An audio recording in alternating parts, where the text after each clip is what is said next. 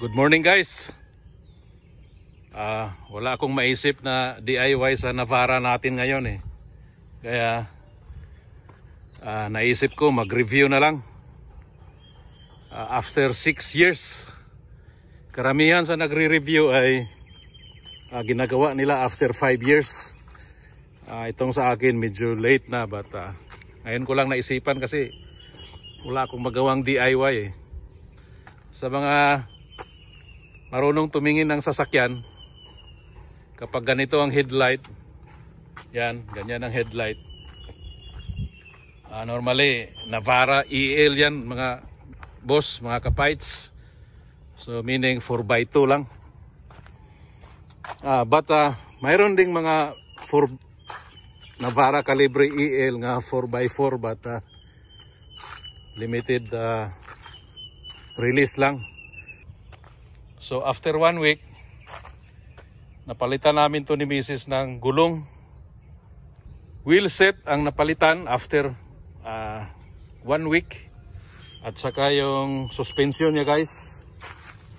Nung panahon na yon sa 2018, ang budget meal noon na suspension is Ride Max. At saka Lovels.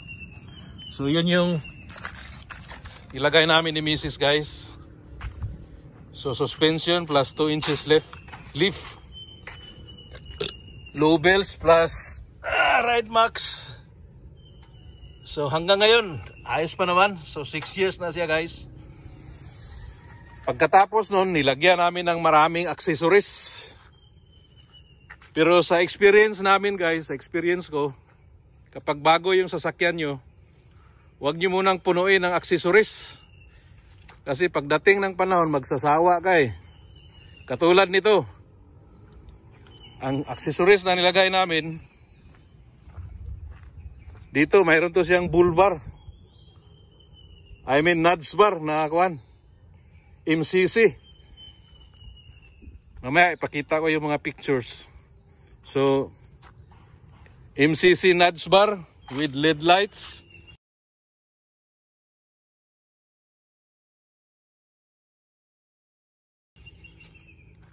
Tapos roof rack.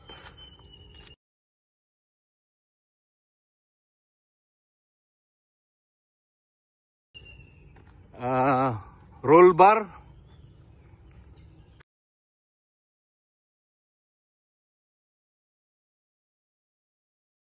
Tapos mayroon siya ditong one guys, yung swing out nga jerrycan carrier o tire carrier.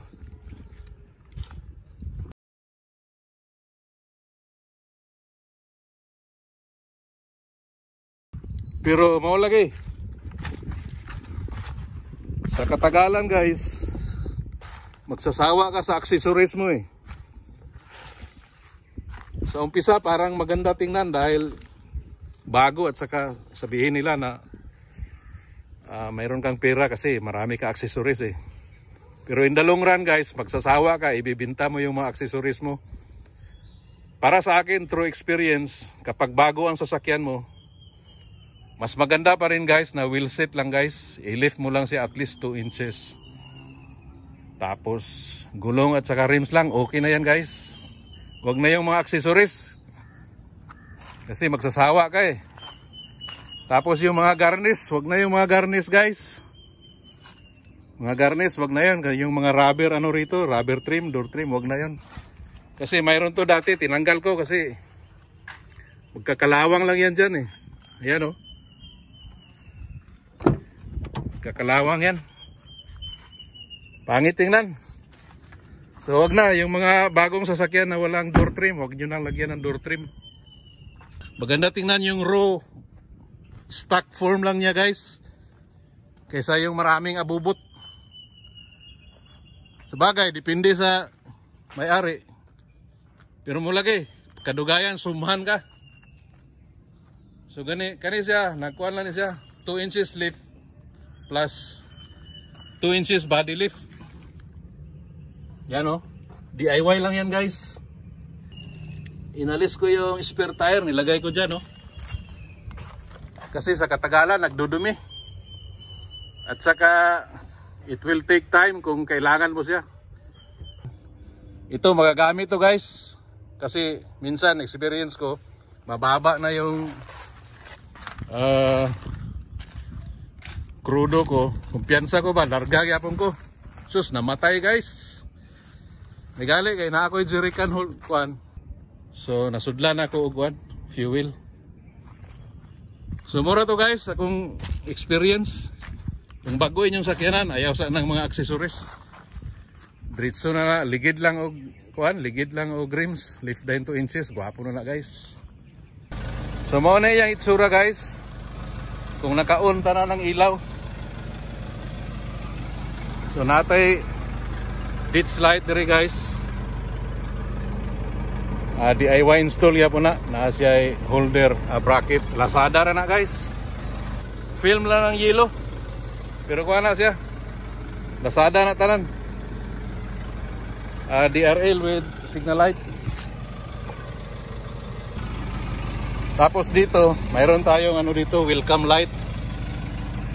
Pagbukas mo ng pintuan, iilaw yan. Yan o. Sama yan doon sa loob. So, sa likod, mayroon tayong repeater ng signal light, hazard light. Lazada kaya po na guys. Tapos natay extra nga reverse light. Hayag kayo na guys. Yan natay extra nga brake light. Kani brake light ni siya. Brake light. Tapos natay DRL sa likod. Chase light.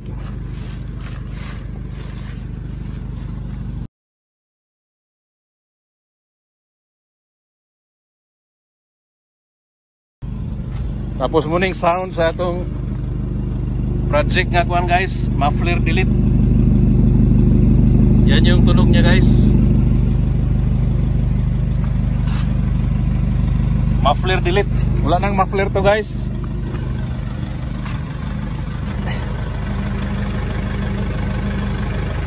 Wala nang muffler yan. Inalis ko yung muffler. Dinugtungan lang ng stainless pipe. May kung na kay grab diri guys para pagsulod nimo. Ano di ka maglisod ba?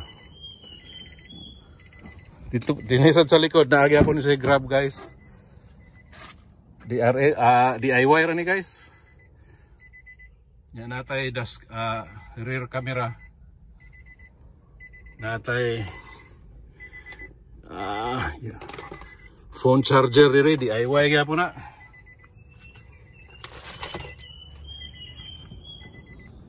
So natay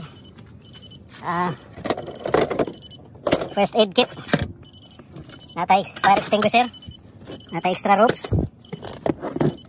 Guys, oh, fire extinguisher. So natay maglight. What else? Natay jump start cable, natay extra lashings. So lashing guys.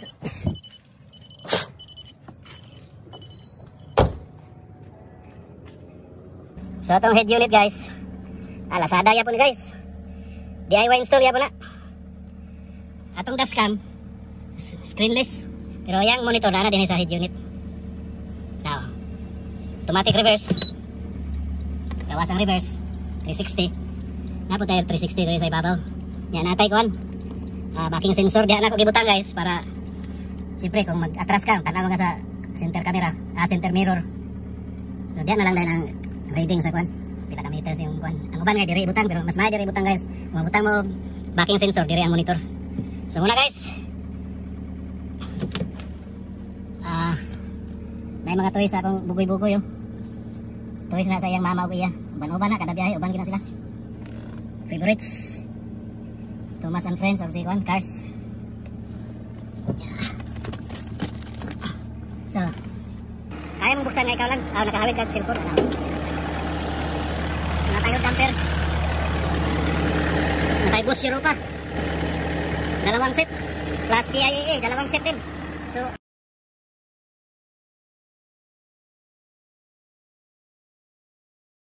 apat na set lahat yan guys. Apat. Dati mayroon akong kuhan. Mayroon akong CAT scan dito pero inalis ko kasi sa mga reviews nga akong napanood sa YouTube. At least sa akin hindi siya maganda guys kasi yung usok niya guys. Yung exist nga oil mist dito siya pumunta oh. So umitim yan guys. Pero palagay ko makukuha yan sa mga degreaser pero wala pa akong time, hindi ko pa na trabaho. So mayroon tayong CAT scan dyan, tinanggal ko.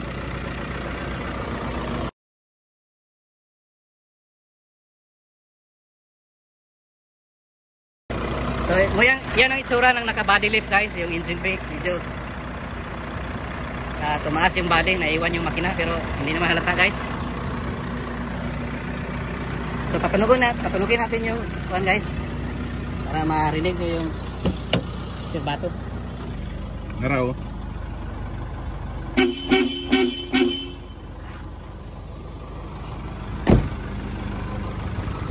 Guys, selamat.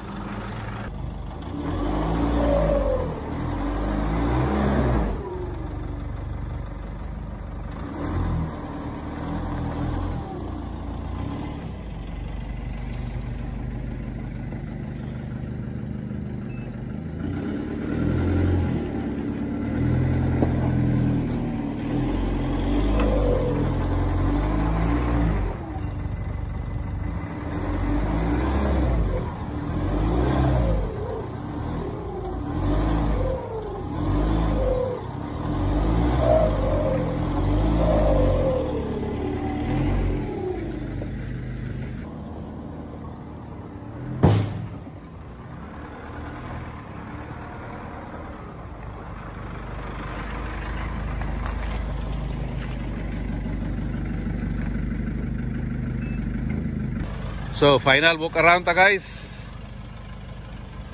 Nissan Navara 2018 kalibre 4x2. Inutang guys pero fully paid na.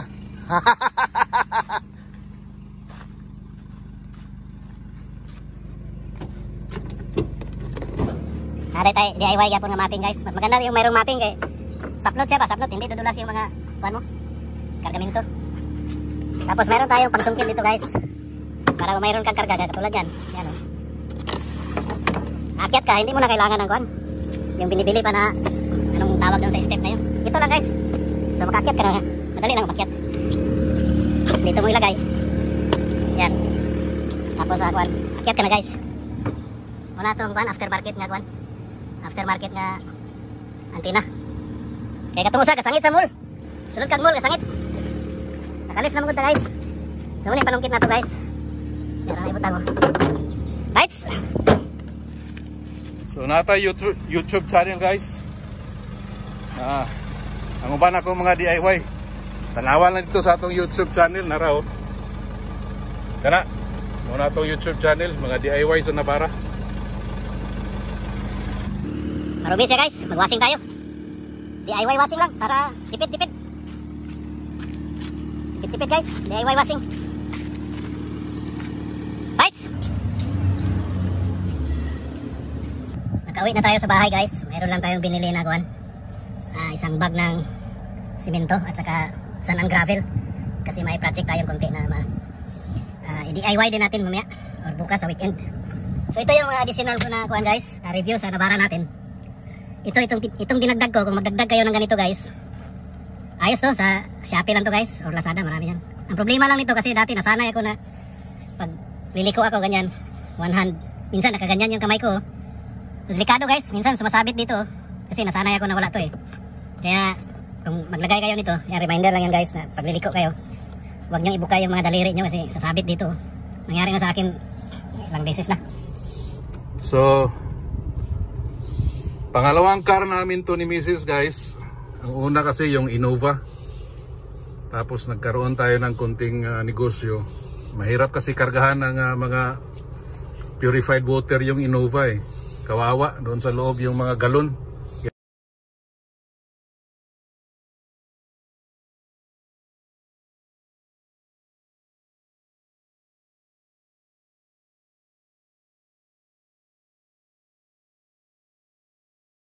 Kaya palitan namin ng pickup sana.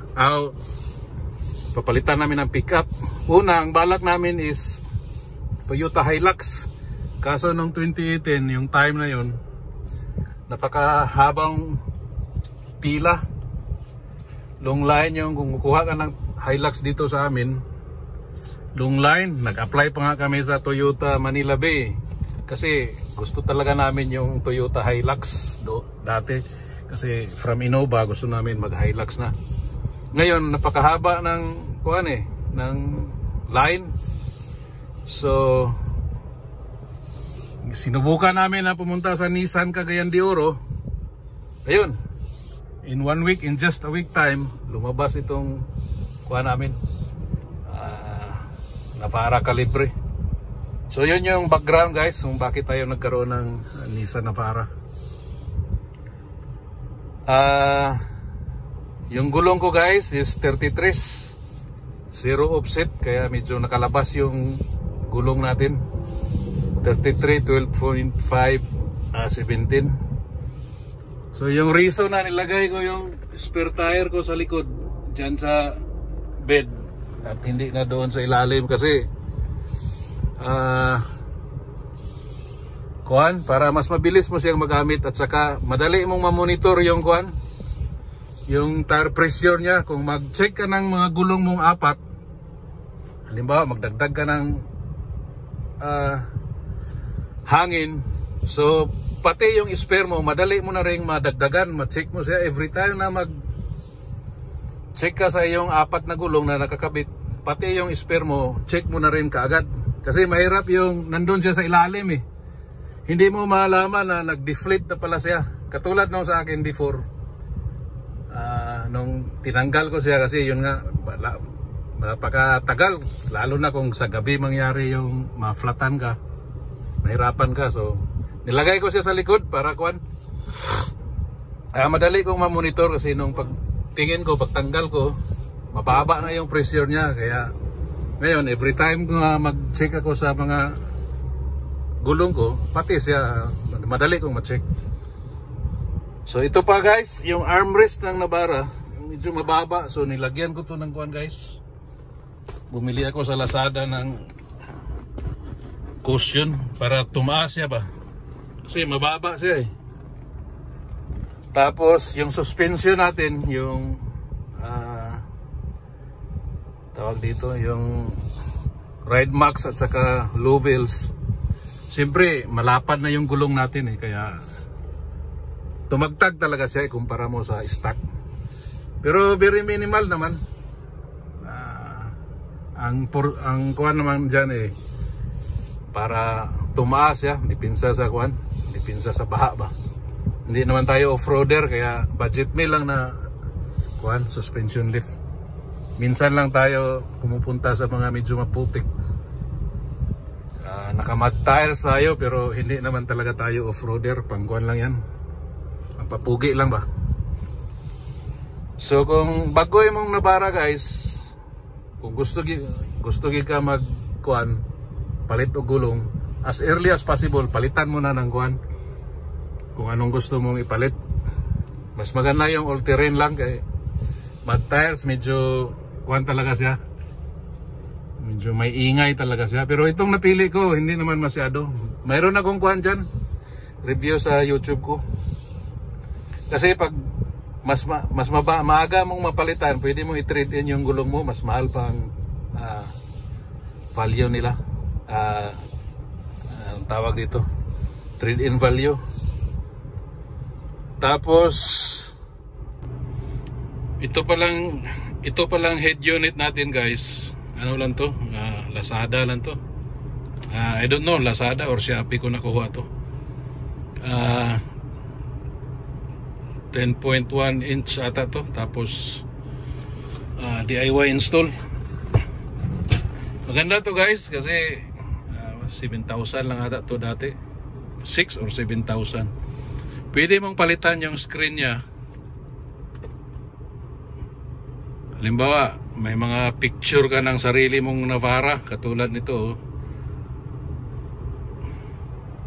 Yan.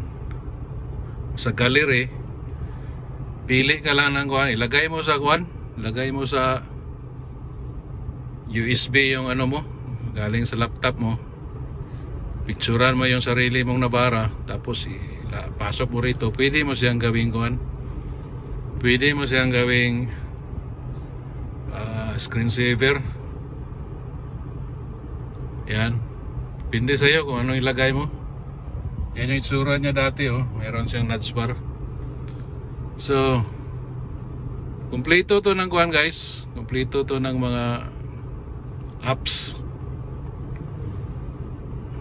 Yan, Netflix, may YouTube yan, Maps. Kumpleto yan. Yan.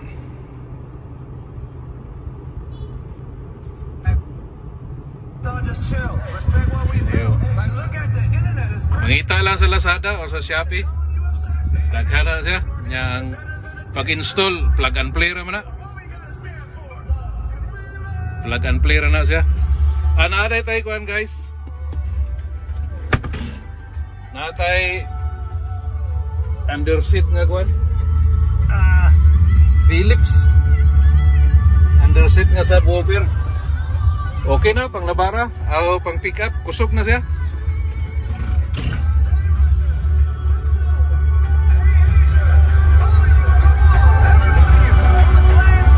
Lights.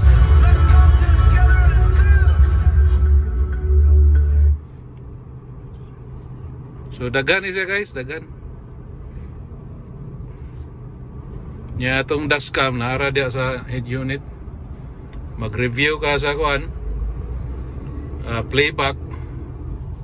May problema, playback ada tanan. Ano? May problema, playback. Yun lang, guys. Yun yung dinagdag ko dito sa review ko. At saka if you like the video, please hit the subscribe button. And thanks for watching, guys. Salamat.